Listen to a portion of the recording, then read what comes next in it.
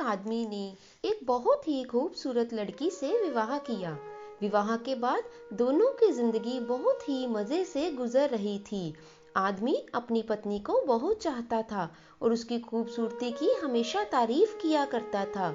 लेकिन कुछ महीनों के बाद आदमी की पत्नी चर्म रोग से ग्रसित हो गई और धीरे धीरे उसकी खूबसूरती जाने लगी। खुद को इस तरह देख उसके मन में डर समाने लगा कि यदि वह बदसूरत हो गई तो उसका पति उससे नफरत करने लगेगा और वह उसकी नफरत बर्दाश्त नहीं कर पाएगी। इसी बीच एक दिन पति को किसी काम से शहर से बाहर जाना पड़ा। काम खत्म कर जब वह घर वापस लौट रहा था, उसका एक्सीडेंट हो गया।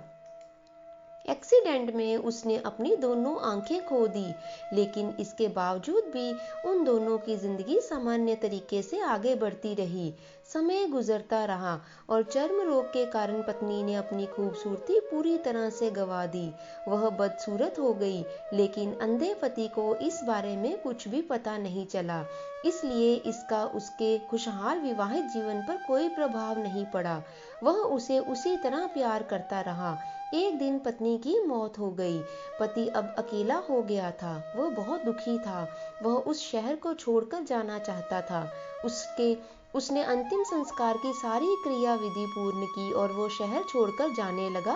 तभी एक आदमी ने पीछे से उसे पुकारा और उसके पास आकर उसको कहा, अब तुम बिना सहारे के कैसे चल पाओगे?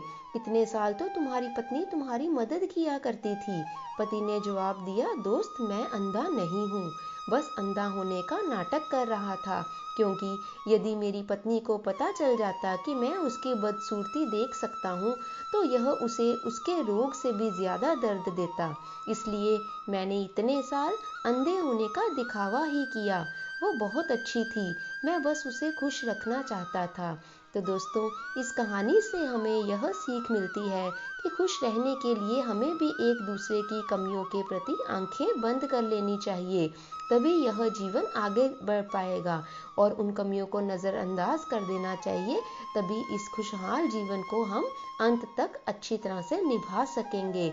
दोस्तों, कहानी अच्छी लगी है तो लाइक और शेयर करें और कमेंट जरूर कीजिए। Thanks for watching.